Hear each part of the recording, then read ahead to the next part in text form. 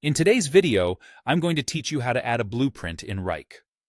Now, before we jump into creating a blueprint, let's get set up by opening your preferred web browser and searching for Wrike. Whether you're using Chrome, Firefox, or any other browser, type Wrike into the search bar and navigate to the Wrike homepage.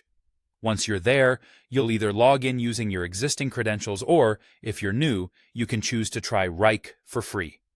The Try Wrike for free option is great if you're just starting out and want to familiarize yourself with the platform. Now that you've logged in, let's turn our attention to the sidebar of your Wrike dashboard. Here, you'll see your Space tab. Click on this tab, and a drop-down menu will appear.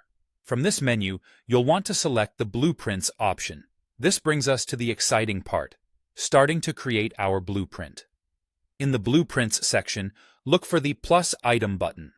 Click on it to start crafting your new blueprint. At this point, you'll need to decide the type of blueprint you want to create. Wrike offers 3 types: Project Blueprint, Folder Blueprint, and Task Blueprint.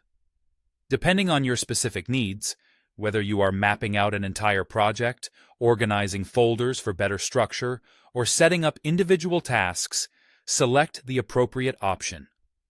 Once you've selected the type of blueprint you wish to create, the next crucial step is to give it a descriptive name.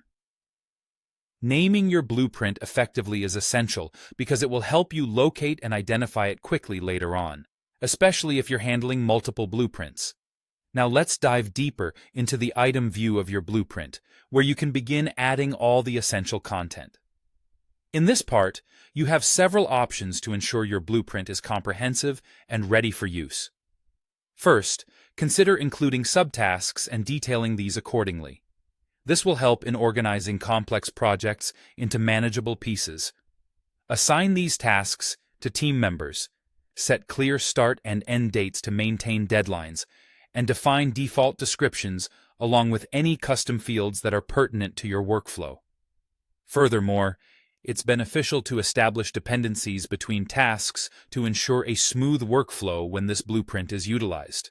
And there you have it. After populating the blueprint with all the necessary details and configurations, your blueprint is set up and ready to streamline the creation of consistent work items in the future. With these steps complete, you'll be better equipped to handle projects efficiently, saving both time and effort. Thanks for watching, and happy blueprinting.